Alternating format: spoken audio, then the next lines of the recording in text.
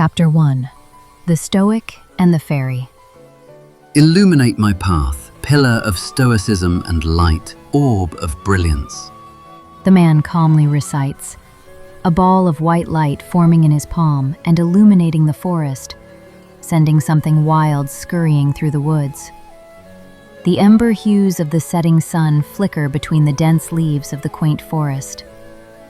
The man, Stowe Light, continues down the winding forest path, his movements deliberate yet calm. He takes a deep breath, letting the cool air of the coming night fill his lungs. The lingering warmth of the day, even in January, is a stark contrast to the brisk winds of Mount Light. Stowe sweeps a strand of his white hair away from his face, tucking it behind his ear and under his pointed hat. He's feeling unusually jubilant. He attributes the warm sensation in his chest as an effect of his increased proximity to the pillar of joy and light. Stowe steels himself, remembering his Stoic training, swallowing a tinge of anxiousness. It's been a long few days, and his nerves are frayed, but intact. He glances down at his garments, which had been a pristine white just a few days ago, but are now muddied by the trials of his travel, the trials of his mission. It's a simple mission, but an important one. With a steady enough pace, Stowe believes he can reach the outskirts of the land of joy and set up camp away from wandering spirits. He can finish the rest of the journey in the morning. Stowe takes a deep, controlled breath, closing his eyes momentarily, thinking of the bathhouses in the land of joy. They're supposed to be the best, but every nation claims to have the best bathhouses. It's the kind of thing people get into shouting matches about in the tavern. Stowe couldn't care less if it was the City of Rage's hot springs or Green City's luxury bathhouses. He'd been to every nation several times over. Anyone who has traveled as much as Stowe knows the best bathhouse is whichever bathhouse is nearest. Stowe snaps his eyes towards a particular line of trees and brush, holding the light orb to the growing shadows of the forest. There's nothing there. Not this time. The land of joy is the safest nation in Emotica. But this isn't joy. Not yet. And Stowe can't shake the feeling that something is about to happen. Stowe freezes in the middle of the path, cautious and ready. A few meters ahead, there appears to be a distortion in the air. Before Stowe can even think of what to do next, the distortion becomes a tear, a literal rip in space. As the rift opens with a brilliant light and thunderous echo, the shockwave kicks up forest debris, assaulting the branches and leaves of the forest, as Stowe shields his eyes with one hand and maintains the sphere of light in his other hand. When the dust finally settles, he sees her. Belle blinks rapidly, reminding herself to close her eyes the next time she opens a rift. She feels the dirt on her bare feet and the cool air of the approaching night. Belle flutters her wings, as if to make sure they're still okay, something other fairies might laugh at her for if they were still around. Belle blinks hard, one last time, letting her vision return from the blinding trip through the portal. She looks up at the towering giant in white, almost finding herself surprised, until she sees the calm and familiar face. "Snowman!" Belle shouts as she flutters her wings and takes flight, darting inches in front of the Stoic's face, looking him in his white-gray eyes. "I've been looking for you. I did a lot of sneaking around at the temple until someone finally spilled the beans. Humans still spill beans, right? How long has it been?" Stowe smiles almost imperceptibly as he observes the fluttering fairy, relaxing his posture for the first time all day. "Belle, it's a pleasure to see you again." He bows slightly, more out of habit than cultural conformity. "It's been a few years. Today is January the 1st, as a matter of fact. Happy year 11, Belle. Don't worry, you haven't aged a day." It's true. The fairy doesn't seem to have aged a single day since their last meeting. Her wavy blonde hair is tied into a ponytail with a blade of grass. Her green eyes and wings stand out, seemingly glowing in defiance of the darkening forest, causing her lithe frame to almost vanish in contrast. Stowe brings his orb of light closer to his face, revealing Belle adorned in a makeshift brassiere and skirt made of leaves, a tuft of thick blonde hair escaping naturally at her waist. Years? Belle pouts in thought, mulling over the information. I'm never going to get used to human time. It's only been a few days for me. Also, I'm pretty sure it's January, not January, but you humans have always been awful at reading, and most things, to be honest. Well, that explains why you haven't responded to my letters. I thought it was my penmanship, but it must have been my spelling.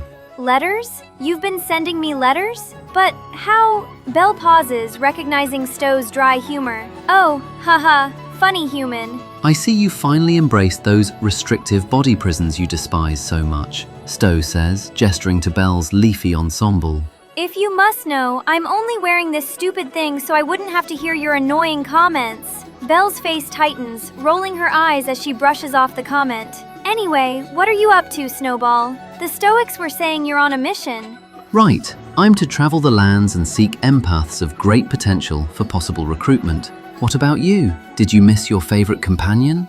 Of course I missed you, Belle beams. You're the only human I like. Heck, if you were a fairy, Belle blushes, before tightening her brow in her best performance of dismissive anger, clearing her throat in an effort to reclaim herself.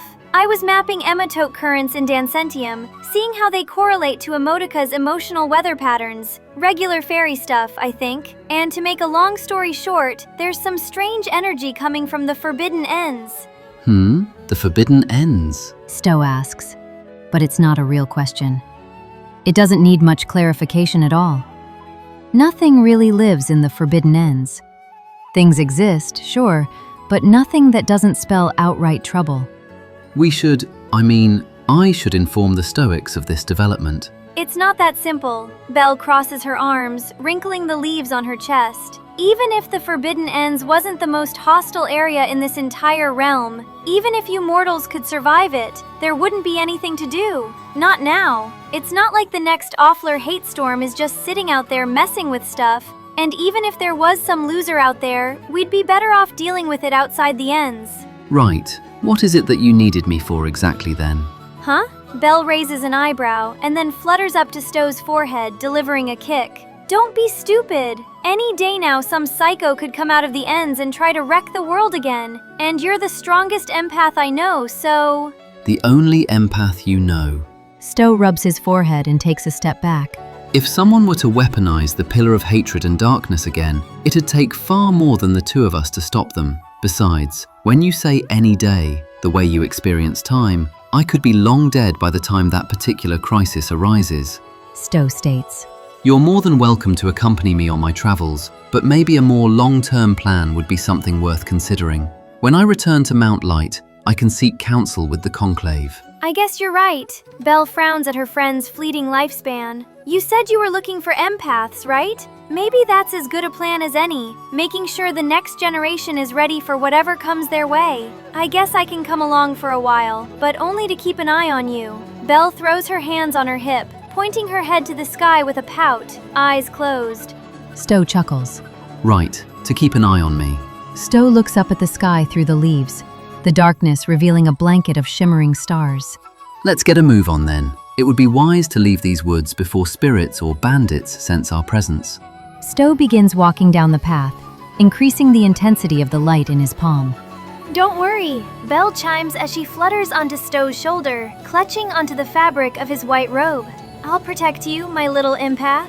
I thought I told you. I'm 27 now. I'm not a brat anymore. Stowe glances down at the fairy on his shoulder. Can't say the same for you though. You're still too lazy to fly. How many times do I have to tell you? Flying is tiring and I'm totally drained after opening up that rift. Belle leans against Stowe's neck, feeling his warmth for a moment before perking back up.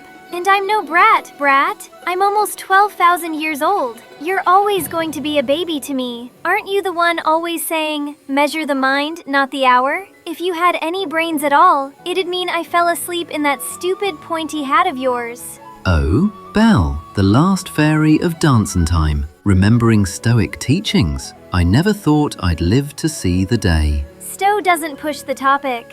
You'll have to explain to me the concept of time dilation in relation to interdimensional travel one day, because I'm pretty sure I'm old enough to be your father. It's dancing time. Belle rolls her eyes. Remind me to give you another reading lesson. Those Stoic friends of yours are doing an awful job of teaching you true culture. Once you learn to read, maybe you can understand the advanced arithmetic and physics of time travel. Maybe she'll understand by then too. The duo continues down the path, the orange-inked full moon rising to illuminate the forest.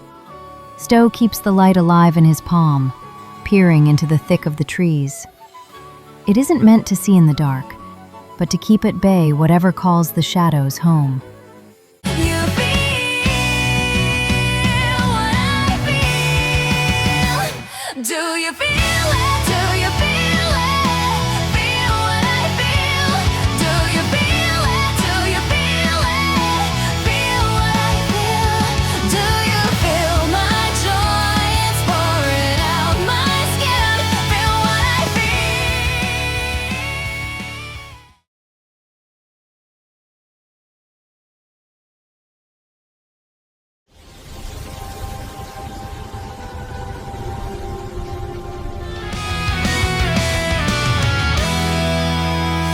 From the first feeling I touched when I was feeling